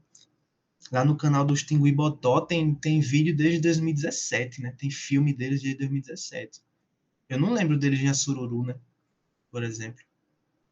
Essas coisas que a gente tem que estar sempre em questionamento. Então, voltando ao fã novo, fazer sempre uma pessoa que questiona, é para isso, não é para ter a razão sempre, ou ser o melhor, etc. É para que as coisas funcionem de modo mais democrático, né? Por mais que a democracia seja uma palavra tão banalizada agora aqui no país, mas a gente vai tentando, né? E para isso é pisar em muito calo mesmo, mas e muito, porque os calos aqui em Alagoas, eles são centenários, assim. Tem mais de um sobrenome, é sempre um escalão assim gigante.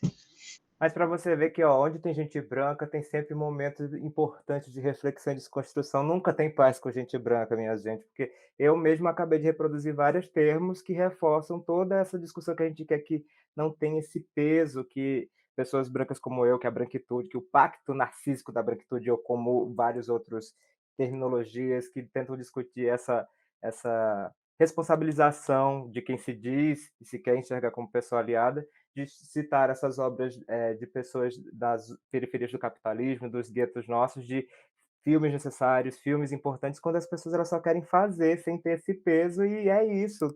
Tudo é importante, mas não apenas por isso. E é importante a gente se abrir para essa visão de autocrítica, porque se pegou do eu, pega que é teu, né? É esse o lance. A gente não pode fugir da responsabilidade. É menos sobre culpa e mais sobre responsabilidade. Se a gente está disposto a ser efetivamente alguém aliado, que a gente busque estratégias e entenda o lugar de fala e o lugar de escuta também. Gratidão, Lucas, por essa abertura. Eu queria resgatar uma fala que teve lives maravilhosas, isso de fato aconteceu no Festival Lagoanes, que em uma delas o Lucas estava presente, que teve filme dele em cartaz no festival, que celebrou 100 anos de cinema lagoano, e tem uma fala no final que ele fala que tem lugar que a gente não ocupa, que a gente boicota.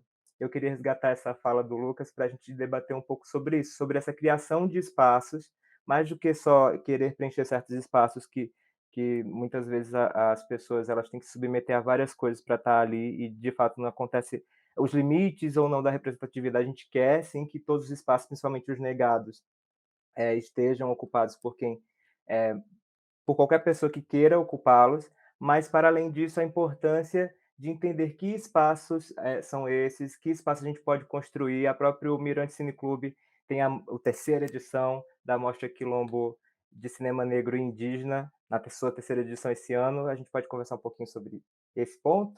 Eu acho que fazer a mostra, né, de cinema negro, né, por pessoas negras, como diretores artísticos, como curadores, e agora esse processo da mostra se abrir e ver esses filmes indígenas, como que é essa presença desses filmes, abraçar, e esse processo de aquilombamento, né, dessas, da gente, dessas minorias, isso é muito importante, né, porque o que a gente, eu até comentei no episódio passado, né, nesse processo de se autodominar afro-indígena, de se ver e de se fazer um cinema afro-indígena. Então, assim, a mostra, a gente não vai querer resolver todos os problemas do mundo, mas é um processo assim que como eu reitero, né, o Alagoanas ele foi essencial para que a gente repensasse a mostra e ver que precisamos nos unir cada vez mais, assim. E é um momento que a gente está num período dos movimentos sociais, o movimento indígena forte, e a gente fica, cadê os outros movimentos para unificar, né? Assim, eu acho que a gente fica nesse processo também. E como um artista, às vezes a gente não pode estar na trincheira lá, mas a gente pode estar na trincheira construindo pontes e levando esse cinema e para outras pessoas, assim. A Quilombo, como ela foi online, né, ano passado, a gente teve uma projeção até de filmes, pessoas assistindo em outros países, né?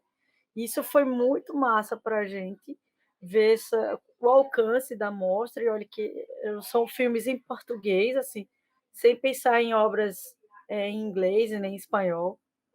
E chegar nesse alcance, né, dessas pessoas que não têm um contato, assim, eu acho que quando muitas vezes a gente pergunta, a gente vai continuar com a Quilombo no arte? Não vai continuar Quilombo? Não sei, às vezes a gente pode pensar nisso, né? Mas eu acho que, de certa forma, para incomodar a elite, né? Eu acho que é um espaço que a gente deve ocupar. é um espaço simbólico, né? Um espaço que era da Ponta da Terra, né? Um espaço do Bairro Negro, e com a transformação da cidade, virou Pajuçara, aquele espaço da orla, né, ocupado. E fazendo o meu merchan, né, assista Onde Você Mora, tá no YouTube. E é que a gente vai trabalhar essa dicotomia e a dificuldade das pessoas se verem. Você mora no bairro periférico ou não mora no bairro periférico? Quem você quer estar representando, né? E acho que quando o Arte Pajuçara é um cinema de bairro, está na Pajuçara. Quando tem uma mostra de cinema negro, quando a gente tem um rapper lá, quando a gente tem a música negra, Beatriz Nascimento, que é a memória que eu tenho, né, da nossa primeira mostra foi presencial, com o lançamento de Ilhas, isso é muito... A gente fica assim... Chegou um momento que eu estava chorando, né? Eu não consegui nem falar mais nada, eu estava só chorando, porque foi uma coisa assim e transforma, e a gente conversando com alguns colegas e pós a mostra, dizendo, eu me vejo como negro hoje, assim, porque foi um salto que a mostra, isso aí, e a gente estava conversando que isso é maior que qualquer coisa, de que você tem uma pessoa que se identifica como negro, que é um processo muito doloroso, porque isso foi negado pela gente por muitos anos. Ser negro, se declarar negro. Então, isso é um legado, assim, uma herança importante, assim, que a gente já ganhamos o que deveria fazer quando uma pessoa, depois de muito tempo, se ver como negro, como um realizador negro. E isso, né, é importantíssimo, assim, acho que a gente tem planos, né, a Mostra Quilombo, a gente vai fazê-la online, né, tentar experimentar, não sei se a gente vai conseguir fazer algumas sessões itinerantes, a gente já fez no IFAL, isso em 2019, a gente fez sessões fora de Maceió, fizemos em Satuba e em Arapiraca, e esse ano a gente tem algumas coisas que depois a gente vai colocar direitinho, né? Mas é isso, assim, a gente vê o Mirante como ele é um espaço de artistas diferentes, de pessoas de classes sociais diferentes, de pessoas étnicas diferentes, e é um espaço que vai reverberar, e acho assim, acho que a juventude, o amor ao cinema do Lucas, do Janderson, do Léo, Maísa, né? Da Bia, isso encanta a todos nós, né? Assim, acho que a gente é meio contaminado com a energia deles para fazer as coisas. E é nós, né? É isso, Rose. Eu acho que citar o Mirante nessa é muito bom, porque é um lugar, não é um lugar que a gente ocupou, né? A gente não ocupou o Arte Pajuçara. A gente criou o Mirante, né? E aí estamos lá estivemos muito tempo lá no Arte e tal, podemos voltar, mas não foi nem nesse sentido. Nem todo lugar eu acho que é um lugar para ser ocupado mesmo. É um outro termo que me dá preguiça, assim, enquanto artista negro, enquanto jovem, enfim. É mais um... Devia fazer um caderninho, assim, com os termos. Termos impossíveis. Nem todo lugar é para ser ocupado, né? Nem toda representatividade importa também, né? Não sei se eu tenho uma pessoa como eu, ou que veio do meu lugar, mas que está em espaço de me oprimir, assim, em espaço de defesa do sistema, de defesa da burguesia, né? Como Obamas da vida e Tabata Amaral, né? Pessoas que vêm da periferia, pessoas que são de minorias, mas que chegam lá, mas só para reforçar uma falsa ideia de um topo, né? Como se não fosse tão visível na própria imagem do topo. Ele já precisa de uma base cheia de pessoas que não vão sair de lá. Se em alguns lugares a gente precisa destruir ou não precisa estar, é justamente para continuar na base mesmo, mas é reforçando essa base, é multiplicando essa base. espaços como o Mirante são espaços, né, que almejam isso. É isso que é uma verdadeira democracia, assim, né? Não é essas visões de messiânicas, assim, de que eu também sou capaz, né? Ou que eu sou um exemplo. Enfim, não quero ser exemplo de ninguém, não. É muita responsabilidade. Mas, ao mesmo tempo, existe a responsabilidade de estar reforçando uma tessitura, assim, de estar dando um gás para que essas construções sejam cada vez mais fortes, assim, para que o alicerce esteja cada vez mais bem construído, né? E porque às vezes dá uma canseira, né, de ser sempre os primeiros em tal lugar, de ser o novo isso, novo aquilo. Não, eu acho que não é por aí. E muitas vezes a gente nem quer isso também, né? A gente quer estar fazendo o nosso e não sem responsabilidade, não sem uma força, mas é que tem as potências da arte e ela também exige certa independência, assim. Ela também exige até certo traço de egoísmo, assim, mas certa centralidade, que às vezes se perde, né, nos discursos do mundo, nas urgências do mundo, né? E eu acho que isso é uma manobra que nós artistas, que também são da periferia, artistas que também são, né, LGBTs, mulheres, é esse drible que é necessário para não se perder em outras urgências, né, que são urgências da nossa demanda, assim, da nossa vida, mas que não necessariamente precisam ser sempre prioridade assim, na arte, precisam ser sempre o traço mais visível da nossa arte. Né? Por que não fazer uma arte que não quer um traço visível? Assim? Por que não querer fazer algo que quer estar meio escondido? Assim? Por que não abraçar o obscuro, a opacidade? Por que não ir por esse caminho também? Né? Mas, ao mesmo tempo, não deixar de gritar. Infelizmente, precisa, é importante. Ter consciência de onde se deve pisar, né? Ou não. Porque alguns lugares mesmo não vale a pena. E por mais que a gente queira que cada vez mais estejamos em todas as situações, mas muitas vezes é cansativo e doloroso e muitas vezes não dá nem vontade de ter que explicar, né? Porque sempre ser a pessoa que vai dar o beabá das coisas, porque sempre fazer uma obra e ter que introduzir, e ter que fazer um panorama, assim, né? Porque sempre existir certa visão exótica da coisa, assim. Por que não simplesmente existir no mundo como qualquer outro artista? Porque parece que excentricidades são coisas de artista branco, né? Aí se pode ter essas liberdades, assim. Mas, quanto a nós, né? Por que não falar sobre o nosso lugar, o nosso bairro, mas só falar sobre ele, assim? Porque, por exemplo, falar do Bill e tal, mas estou aqui escrevendo sobre o meu bairro, que não é apenas um bairro violento, que não é apenas isso, que o pessoal conhece por ser um bairro desse jeito. Mas até essa explicação, ela também cansa. Assim. Porque eu tô falando sobre meu bairro e pronto, e é isso, né?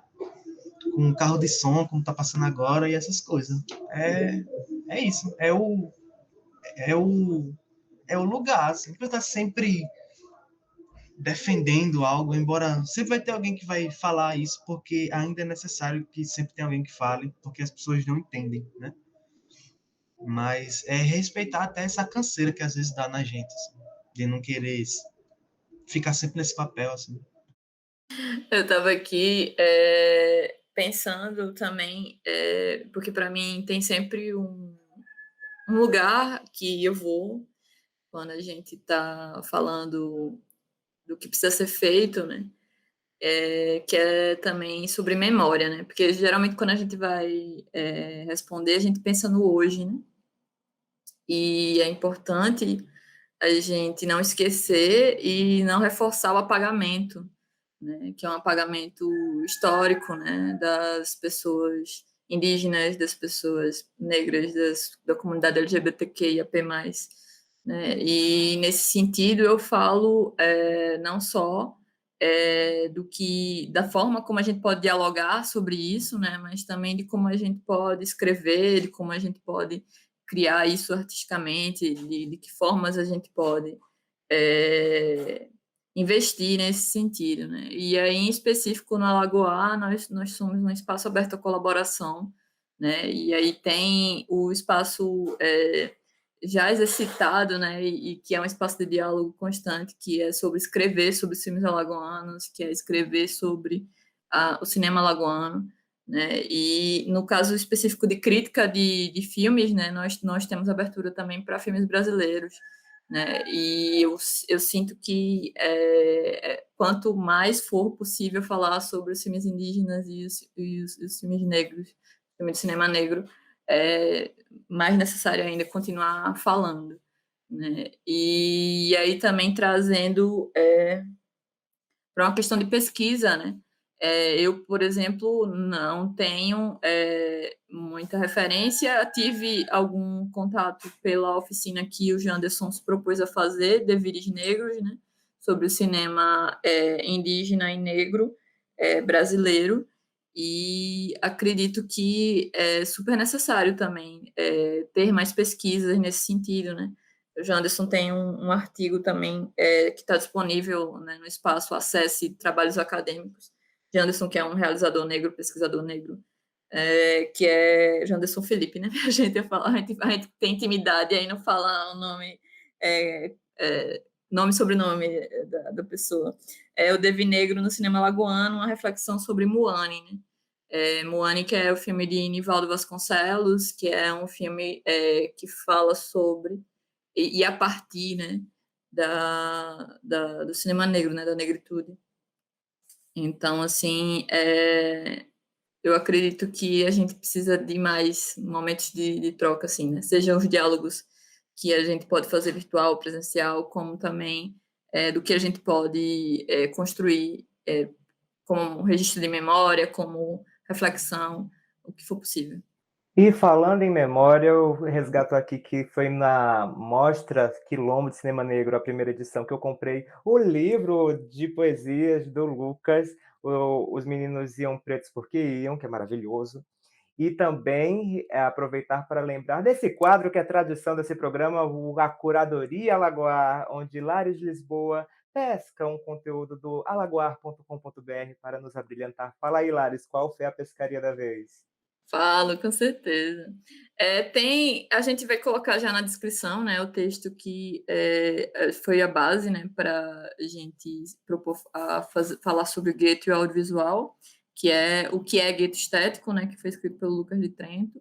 E aí eu acabo sempre retomando as dicas que a gente falou, né? Agora há pouco mesmo eu falei sobre o texto do Janderson Felipe, que também vai estar na descrição.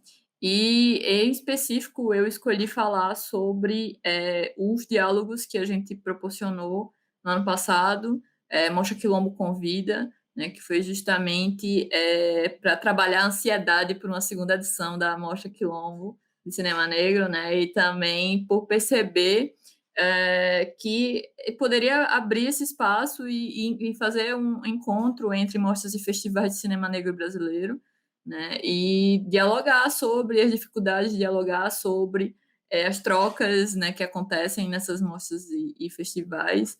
Então, assim, aproveitem, tá lá, a gente vai deixar o link na descrição, mas está lá no YouTube do Alagoá e se chama Mostra Quilombo Convida, a playlist. Lucas, um último pedido para você, quer dizer, um de vários outros que virão, mas desse encontro. A gente não combinou antecipadamente, mas que a gente queria saber se você poderia ler um poema seu para gente aqui no programa.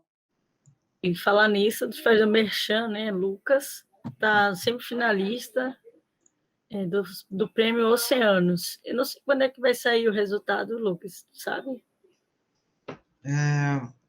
os finalistas saem em novembro, né? Então, Uhum.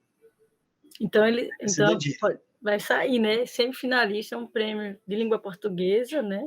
Com vários Lucas representando o Brasil, como outros autores também.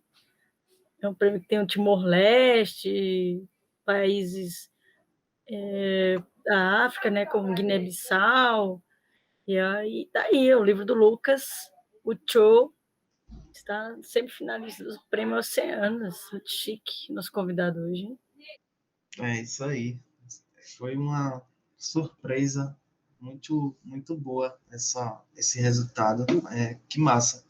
Tá também representando nós, né, nesse prêmio, que é tipo o Oscar dos livros em português. Então, é muito difícil, né? Essa classificação de semifinalista já é um prêmio, assim, né? Mas vamos embora. Eu vou ler um poema aqui que se chama Vietcongues. Eu já li esse poema na última mostra da cultura hip hop, e ele tinha até outro nome, então eu estou sempre mudando aqui, mas eu acho que ele é legal para fechar, porque a gente tava falando sobre isso também, né? Então, Vietcongues. Nós somos um ônibus lotado. Nossa única garganta é quente. Uma só é a cor dos nossos filhos. Temos o mesmo vulgo, o mesmo vulto, o mesmo rubro sanguíneo, distante de tudo que é puro. Penas de pássaro, dentes de um urso, um grunhido aceso, os acessos de raiva, o descarrilhamento e o tronco antes de ser ponte. Nós outros Vietcongues, e todas as folhagens que os cobrem, todo o verde antes de ser o verde das folhagens que os cobrem. Uma ex-floresta, suas cinzas e os cabelos grisalhos de um bebê. E nós fomos imensamente premiados com a sua vinda, sua presença, sua participação e as pessoas ouvintes do nosso podcast também. Por isso, uma salva de palmas para Lucas Litrento. Gratidão imensa. Foi massa a conversa, foi bem legal. E, por Passou favor, rápido até. E não fala isso que, olha, aqui o pessoal gosta de que eu fico arrochado, hein? Ó, a gente quer muito ouvir seus arrobas, onde a gente pode acompanhar seu trabalho, onde a gente pode adquirir seus livros, porque eu também tenho e super indico, incrível. E aí, também se puder contar assim, o que é que vem por aí, um pouquinho mais, dar um furinho de reportagem para nós, no que puder adiantar. E os seus contatos, para se alguém quiser registrar você como modelo, né? 24 anos, minha gente, só, meu Deus. Ainda tem essa, né? Mas vamos E ainda lá. tem o Loitia, Lucas. Faz o jabá do Loitia. Então, tô no Instagram lá, Lucas Litrento, no Facebook, mas no Facebook ninguém entra mais. Não sei porque os escritores usam Facebook, né, ainda. É um negócio que eu nunca entendo. No Twitter, melhor vocês não irem atrás de mim, não, né? Embora os prints sempre rolam, né? Os prints sempre rolam. Então, mas não vão não, fica pelo Instagram mesmo. E eu tô na Loitia, foi um projeto, Loitia Lab foi um projeto com o Janderson Felipe, né, que é do cinema também, e com da literatura, o Richard Plácido e o Jean Albuquerque, que a gente fez depois das aprovações na Audi Blanc, inclusive. E além da aprovação do próprio projeto da Loitia, a gente teve outro projeto de um festival que a gente já vai usar na Loitia também, né? E os livros, cada um passou com um livro. E a gente resolveu transformar a Loitia numa editora também, mas num espaço de arte, num espaço de jornalismo cultural também. Então, tá lá, loitialab.com.br, @loitialab, vocês acham. E os meus livros estão lá, né? Os meninos ou comigo ou com o pessoal da imprensa oficial. Mas o Tio tá lá, tem Tio lá. E o próximo livro é um livro de poemas também, que eu tô adiando cada vez mais, porque o negócio tá ficando difícil, o negócio é brabo. É o Preto Vírgula. Ele tem muito mais música que o outro também, né? Mas antes disso tem um filme, como a Rose também, né? A Rose foi uma das aprovadas no Audi Blanc nos curta-metragens, eu também fui. Aí vai ter um filme sobre um dos contos do Cho, né? O Motor. Então tô esperando mais um pouquinho para gravar esse filme. Quero fazer aqui mesmo no Bio, no terminal de ônibus.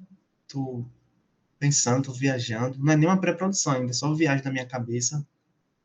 Porque a pandemia faz isso, né? A gente começa as coisas de um jeito e elas tomam outro rumo, assim. E eu acho que é aceitar isso, assim como a gente também deve aceitar quando a gente não está super produtivo, que fica aquela pressão de estar super produtivo na pandemia, nesse período, pelo menos num período mais crítico, assim. Então é abraçar a bagunça, assim, também, ou as variantes, assim, não as variantes do corona, as variantes do que a gente está fazendo, né? E é isso que tá vindo aí. Esse ano talvez saia coisa, eu não queria lançar mais nada esse ano. Queria férias, mas tá ruim, tá difícil. Olha quantos conteúdos exclusivos para quem nos ouve aqui de primeira mão de Lucas Litrento. Gratidão mesmo, viu? E aproveitando esse gancho com Rose, Rose dá seus arrobas e seus recados finais. E aí, gente, agradecer também ao Lucas, né, a presença dele aqui. Acho que foi um papo muito massa, enriquecedor essa troca com ele. Sou fã, né?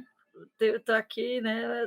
Admito que sou fã, passo pano, não, às vezes não, eu dou bronca. Mas aí, gente, sigam o Mirante Cine Clube. A gente está fazendo as atividades no primeiro sábado do mês e a gente está fazendo as atividades online. Sigam o Mirante Cine Clube. Aí a gente debate um filme, sendo que a gente vai estar nesse processo, né, de mostras. E eu não sei como é que a gente vai ficar a nossa organização no segundo semestre, porque a gente é um grupo de 10 pessoas e a gente não está 100%, né? Para o cineclube, o povo trabalha, outros inventam de fazer doutorado, umas loucura assim, mas está tudo bem. Mas agradecer vocês que nos ouviram até agora e isso aí. É nós, é periferia, vão ter que nos engolir, como dizia, né, o povo. Todos os links citados no programa de hoje vão estar na descrição também aqui do nosso programa e temos também os recados e arrobas dela. Beth, dá os seus arrobas. Oi, coisa boa demais esse episódio. Quero também agradecer demais a presença do Lucas. E olha, vocês podem me encontrar no Rotina Filmes. Vamos continuar essa conversa sempre. E vocês podem também me ouvir no Vai Ter Conversa, o podcast do Ateliê Ambrosina. Massa. E você, Lari, seus recados finais e arrobas? Gratidão, Lucas. Gratidão a todos os fuxiqueiros e não fuxiqueiros, aos nossos ouvintes.